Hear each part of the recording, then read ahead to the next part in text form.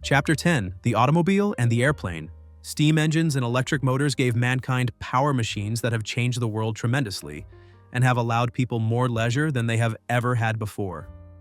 At the same time, such inventions have enabled them to produce hundreds of times more goods. Why do autos need a different sort of engine? But steam engines and electric motors would not have made possible the wonderful development of the automobile, and they would be absolutely useless for airplanes. The trouble with steam engines is that they are terribly heavy, and in order to make steam, a fire has to be kept burning beneath the boiler. Electric motors also are heavy, and they have to be connected with dynamos in a power station so that they may have a continuous supply of strong current. To be sure, a certain amount of electricity can be produced by storage batteries, but not very much. And the batteries have to be recharged often. Both automobiles and airplanes, in order to run for long distances at great speed, require very light engines of high power and cheap fuel. There is only one engine that meets these requirements, and that is the gas engine. The gas engine, like the steam engine and the electric motor, had a long history, but it is only within recent years, with the birth of the automobile and of the airplane, that it has become an invention of the utmost importance. What is the ancestor of the gas engine? Strange as it may seem, the earliest ancestor of the gas engine is the cannon, which sprang from the invention of gunpowder. For the gas engine gets its power from sudden explosions. Of course, in the gas engine, the substance exploded is not gunpowder. It is a mixture of gas and air, and instead of a cannonball, there is a piston in the engine. Who built the first gas engine? As early as the 17th century, engines were actually made which got their power from explosions of gunpowder. But these were such dangerous machines that the idea was given up. It was not until the discovery of coal gas, some years after Watt invented his steam engine, that a real gas engine was built by an Englishman named John Barber. A mixture of gas and air was let into a tank. On being fired, it shot out against the blades of a paddle wheel, making the wheel rotate with great force. Sometime later, a French engineer named Le Bon invented the scheme of compressing a mixture of air and gas and igniting it by an electric spark. This was a great step forward. In 1860, another Frenchman, Lenoir, built the first really useful gas engine, which was still further improved in 1876 when Otto and Langen, in Germany, invented the four-cycle engine, in which there were 4 strokes of the piston to each explosion, the gas and air being let into a cylinder. This is the way modern gas engines work. High-powered automobiles have gas engines with a number of cylinders. A gas engine can get twice as much work as a steam engine out of the same quantity of fuel. When was the first automobile made? Meanwhile, efforts were being made to build horseless carriages with steam engines. Of course, they were failures. It was not until 1894 that the modern automobile using gasoline for fuel was born. The gasoline evaporating makes a gas which is exploded by an electric spark plug. There were many difficult problems to solve before the automobile became the useful servant of man that it is today. Most of the early automobiles were more trouble than they were worth. The engines were always getting out of order, making the cars go dead many miles away from a repair shop. But now all that is changed. Automobiles fitted with engines of tremendous power run smoothly and swiftly over splendid roads.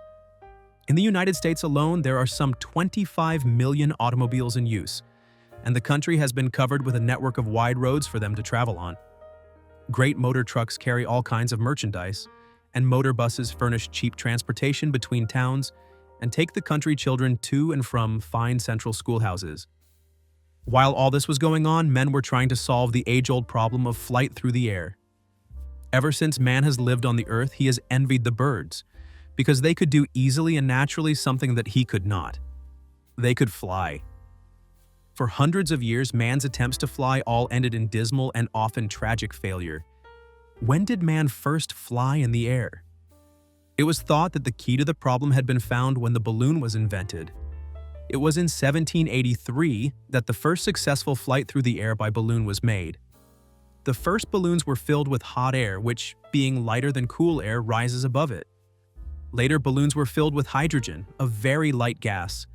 These balloons were big, round bags of oiled silk, but balloons could not be guided. What is a dirigible? From balloons, there gradually developed dirigible airships. That is, airships that can be steered. The gas bags of these airships were shaped like cigars. Santos Dumont of Brazil flew such an airship around the Eiffel Tower in Paris in the year 1901. Count Zeppelin of Germany made improvements in the dirigible and built a new model of the kind now known as Zeppelins.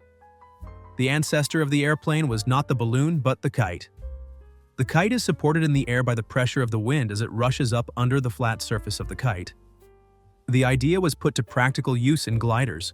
A glider is a sort of airplane without any motor. The pilot gets into a glider, launches off from a high place, and coasts slowly to Earth. Who invented mechanical flight? The first successful airplane was invented by two American young men. They were brothers, named Orville and Wilbur Wright. When they were little boys, they became interested in flying. They read everything that they could find on the subject, particularly about the gliders that were being experimented with in Germany. Finally, they built a glider themselves, and during several summers, they made tests with it among the North Carolina sand dunes.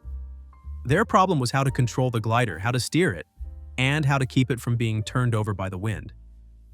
After years of patient work, they learned how to construct a machine that they could control perfectly and that needed only a suitable motor. Finally, they found the right motor and the first real airplane was born. The machine had two planes and it was kept in balance by skillful twisting of the planes by means of ropes to adjust them to the changing air currents. The little craft weighed only slightly more than 200 pounds and it was run by a four-cylinder gasoline motor of 16 horsepower. When was the first mechanical flight made? On December 17, 1903, at a lonely place near Kitty Hawk, along the sandy shores of North Carolina, the brothers first tested their airplane. 4 successful flights were made. It was the first time in history that real flight had been achieved by mechanical power. Man, at last, had conquered the air. He had grown wings and could use them as birds could.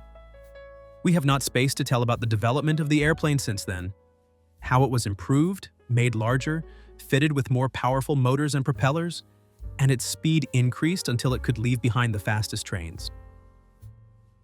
A few years ago, a brave young man named Charles Lindbergh flew from New York to Paris, without stopping, in a little more than 33 hours at an average speed of 108 miles an hour. Another daring American, Admiral Byrd, has flown over both the North Pole and the South Pole, and the airplane is as yet only in the childhood of its usefulness to man.